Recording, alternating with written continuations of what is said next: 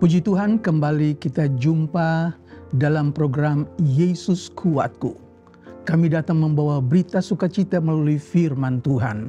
Sebelumnya saya ajak kita berdoa. Bapa di sorga, kami datang kepadamu mengucap syukur buat waktu yang Tuhan berikan kepada kami bersekutu, diberkati lagi dengan firman Tuhan. Kami serahkan semuanya ini ke dalam tangan Tuhan, biar Tuhan sendiri yang pimpin sampai selesainya. Di dalam nama Tuhan Yesus Kristus, haleluya, amin. Puji Tuhan, saudaraku, saya akan bacakan ayat yang diambil dari Injil Matius pasal 20 ayat 28. Yesus katakan, anak manusia datang bukan untuk dilayani, tetapi untuk melayani. Sekali lagi, anak manusia datang bukan untuk dilayani, melainkan untuk melayani. Puji Tuhan, Yesus kehendaki supaya setiap orang percaya yang mengikut Yesus bukan hanya duduk manis, duduk diam, tetapi ikut melayani sebagaimana yang Yesus kehendaki. Saudaraku, suatu ketika Yesus sedang berjalan menyusur Danau Galilea. Di sana dia berjumpa dua orang bersaudara, Simon atau Petrus bersama dengan Andreas, saudaranya sedang menjala ikan. Ketika itu Yesus berkata kepada dua orang bersaudara itu, "Mari, ikutlah aku akan menjadikan kalian penjala manusia." Dan ketika mendengar perkataan Tuhan Yesus, Petrus dan Andreas tinggalkan jala mereka dan mengikut Yesus. Puji Tuhan, Tuhan mencari murid-murid, Tuhan mencari orang-orang percaya yang bersedia melayani. Haleluya, melayani adalah satu ketentuan bagi orang Kristen. Bukan hanya berdiam diri, tapi bekerja untuk Tuhan. Melayani adalah ciri khas orang percaya yang taat kepada firman Tuhan. Haleluya. Satu ketika kita baca di dalam Kisah Rasul pasal yang ke-6. Ketika murid-murid sudah bertambah banyak, orang-orang percaya menerima Yesus, maka terjadilah persungutan dari orang-orang Yahudi berbahasa Yunani kepada orang-orang Yahudi yang berbahasa Ibrani. Mereka merasakan bahwa pelayanan kepada orang-orang tua itu terabaikan.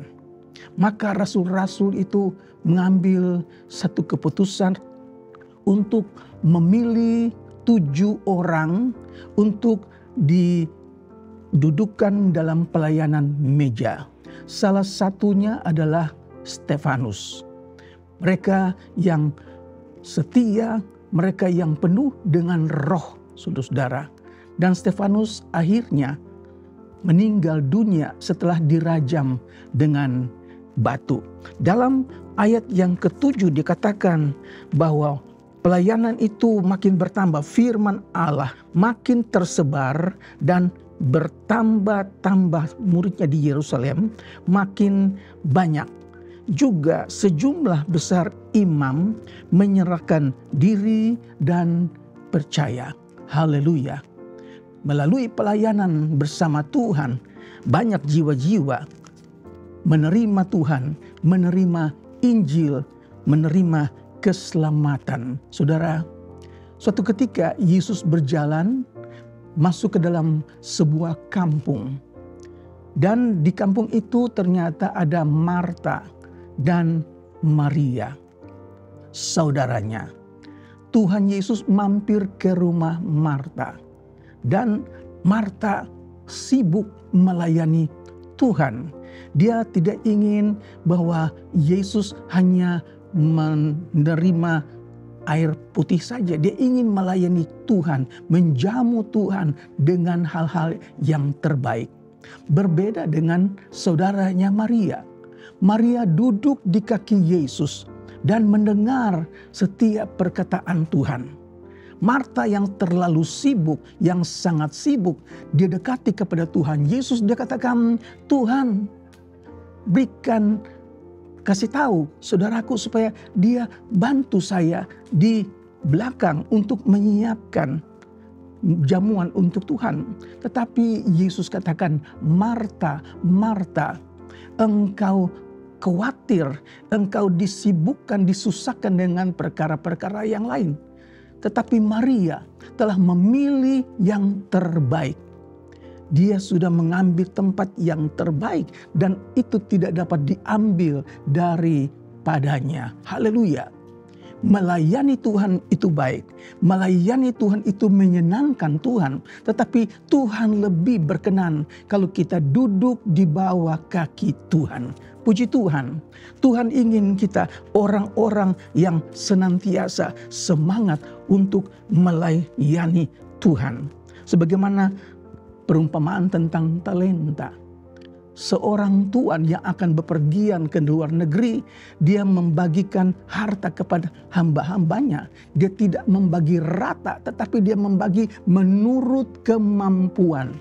Yang seorang dia kasih 5 talenta, yang kedua dikasih 2 talenta, dan yang ketiga dikasih 1 talenta. Masing-masing menurut kesanggupannya. Lama tuan itu tidak kembali, tetapi ketika tuan itu kembali, hamba-hamba itu datang dan memberitahukan kepada tuannya.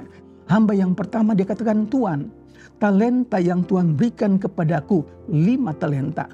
Aku sudah mendapat laba 5 talenta, sekarang jadi 10 talenta.